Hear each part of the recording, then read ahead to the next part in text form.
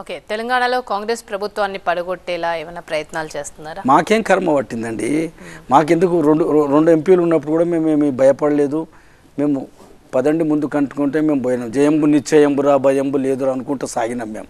ఈనాడు 303 సీట్లు ఉన్నాయి మాకు కేంద్రంలో. మాకు పడగొట్టాల్సిన అవసరం ఏముంది? 29 రాష్ట్రాల్లో 18 రాష్ట్రాలు మేము ఈనాడు అధికారంలో ఉన్నాం. అన్ని రాష్ట్రాలలో, కేంద్ర పాలిత ప్రాంతాలలో కూడా మేము అధికారంలో ఉన్నాము. మాకే మీ తెలంగాణ రాష్ట్రంలో అధికారం ప్రజలు ఎన్నుకున్నప్పుడు మేము తప్పనిసరిగా వస్తాం. నెక్స్ట్ ఎలక్షన్లో మేము గెలుస్తాం, మేము అధికారంలోకి వస్తాం, ప్రజల ద్వారా వస్తాం. మేము పడగొట్టి రావాల్సిన కర్మ మాకు పట్టలేదు. 8 ఎమ్మెల్యేలు మేము ఉంటే ఎట్లా వస్తామండి? ఏ రకంగా అనుకుంటారు? ఎందుకు ఈ తప్పుడు మాటలు, ఎందుకు ఈ తప్పుడు ఆలోచనలు? వాళ్ళంతలో వాళ్ళు కుమ్ములాట చేసుకుంటే పార్టీ మార్పిళ్ళు అది జరుగుతుంది. దానికి మేము బాధ్యులం కాదు.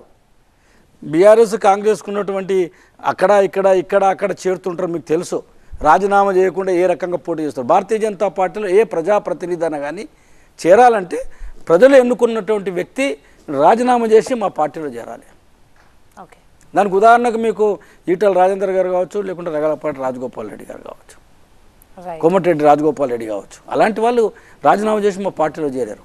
అంతేగాని మేము ఇలాంటి తుష్టమైన రాజకీయాలు భారతీయ జనతా పార్టీ ఎప్పుడు కూడా చేయదు, ఫ్యూచర్లో కూడా మేము చెయ్యం.